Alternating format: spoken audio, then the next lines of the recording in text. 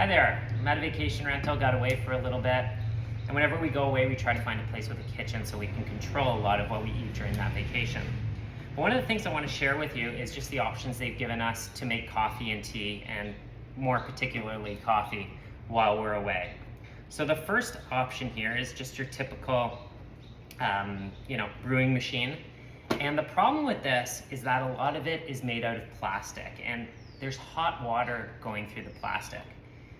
When hot water goes through this plastic, it's going to leach with it a lot of different plastic materials like phthalates and bisphenols, and that's going to end up in your hot beverage. It's going to go right through.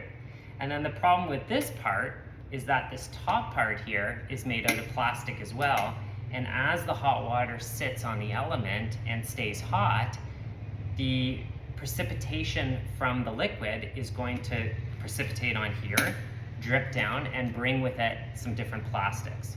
So that's not really the best option for us, and we had other options, thankfully, that we were provided with. The other option, which I was really stoked about, was this 100% stainless steel Bodum type container, right? And when I opened it up, it was made out of all metal, which is nice. So there's no plastic touching any of the hot water. And sometimes these do have some plastic, which I'm not a big fan of, but this was the best option. So then the next challenge was finding one that doesn't, like, how do we heat up the water, right, to actually get in there? And the other two options available was this kettle and then a pot. And the reason why I'm so against getting plastics in your hot drinks is because plastics are hormone disruptors. They mimic hormones and can be up to 1,000 times stronger. They're also known as autogens, so your immune system gets confused when they see them, and they have been linked to autoimmune disease, specifically bisphenol A. So this one right here also has a plastic top, so as the water heats, it's gonna heat up the plastic on the side and heat up the plastic on the top. That's gonna precipitate and fall into the liquid.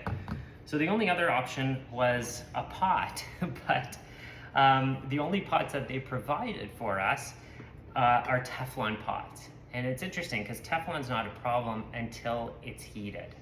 And the issue with Teflon is Teflon's actually been called a obesogen, which means it actually stimulates your body to make more fat cells, and then subsequently to store more fat in those cells. And there's a whole family of obesogens, Teflon being one of them. So what I've done here is I've opted with this kettle, getting the water out as quick as possible, pouring it into the stainless steel, and then once the water's really sitting for any amount of time, it's sitting in the stainless steel, and that's not that much of a problem. That's an inert substance, and hopefully I can limit or reduce the amount of plastics and chemicals in my coffee. If I had some sort of stainless steel pot or some stoneware or even glass, I would use that to heat up the water. Unfortunately, it's not available in this situation, so we do our best when we travel. I hope that's helpful for you.